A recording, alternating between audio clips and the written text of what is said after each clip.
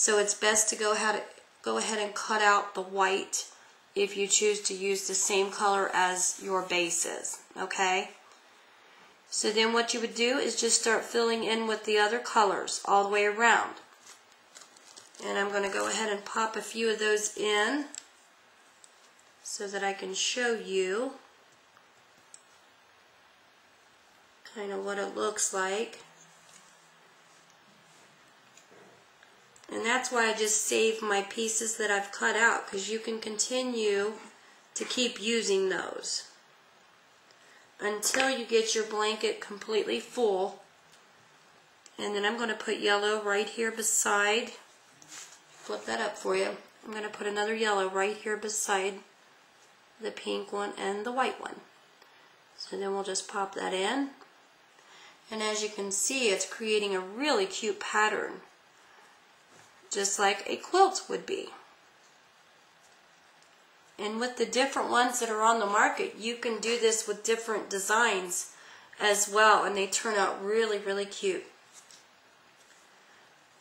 But if you were doing the initial, like I was saying, you're going to use these little individual squares instead of a big square, because then your initial's not going to look so good. But you use these little individual squares here when you're doing an initial. Maybe one of these days I'll demonstrate how to do that. That takes a long, tedious process to do the initial. I will tell you that. Okay, we need to cut another piece of our pink out. And we're just going to keep adding these. And I want to get to the edge so I can show you what to do on your edges. Alright, let's add this pink one right here on the edge. And as you can see, this pink one's hanging over. So what you're going to need to do is get that glued into place first. So I'm going to put a little bit of water on there. And then just put that in place. And then I use scissors to kind of go along that edge and cut that off. Or you could leave it there until till you get all done, and then just trim it off with your knife. But I just go in with a pair of scissors and then just smooth the edge out with your finger. And as you can see, it looks just fine, just like the rest of it. So you just keep on going with your pattern.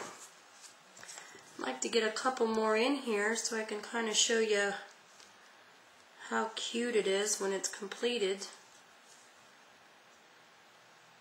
Hopefully I can run a few more. Okay, let's add these pieces.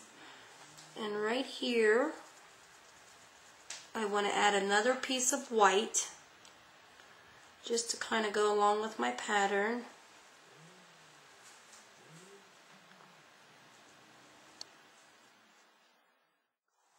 And I've got a little baby I can stick on here to do the effect. Show you what it looks like with little baby finished on here. Okay, let me trim up a couple of these areas on the edges and get those off of there. Trim the white one. Okay, we've got everything filled in pretty much. And I'm going to go ahead and glue all these into places, and then I will trim them to the way we need them to be. So like this one, I'm just going to flip it over, add some water, and then just add that right back into place and let that get, set up for a minute, and then we can trim it off. Add your water, push it back into place.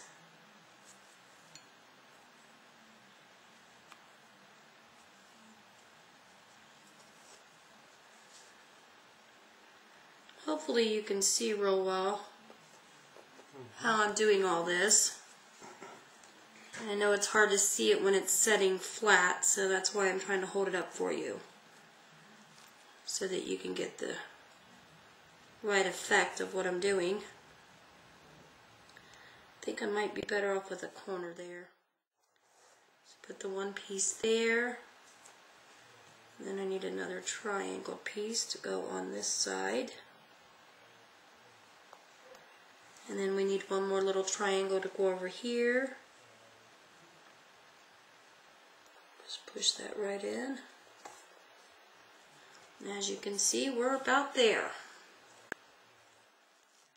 Trim that off, and then I'll stand it up and show you exactly the finished look. Exactly what it looks like.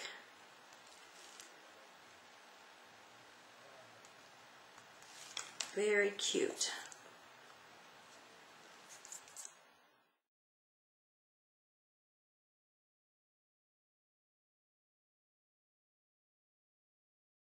As I was saying, just use the palm of your hands to kind of smooth things out.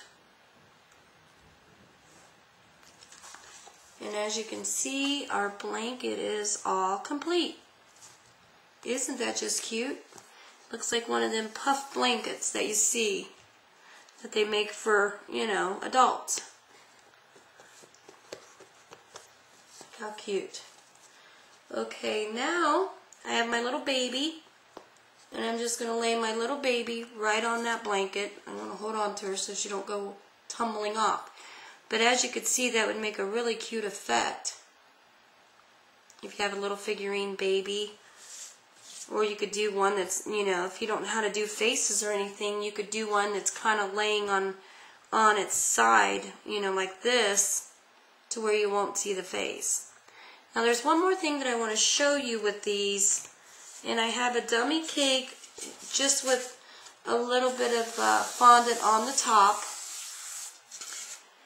And what I do is I take my piece that's all finished on my board, and I use a spatula or something to get up under that once it's sat up a bit. And then just pull that up, and then you're going to place that on your cake. Now if it's fondant, you're going to want to add a little bit of water before you put that into place. If it's your icing, you probably just sit it right down and it should just be fine. And then you could put your baby on to finish the look. This baby's kind of dusty. She's been around for a while, but I wanted to be able to show you exactly how you can finish off a cake with that look. And isn't that cute? Let me see if I can get that up there to show you. And that's all you need to do. Hopefully that gave you some good ideas as to, you know, kind of what to do with these. Because they really are cute when you put them on a cake. I mean, you can't just get this effect by cutting that cutter, you know, on a piece of white paste.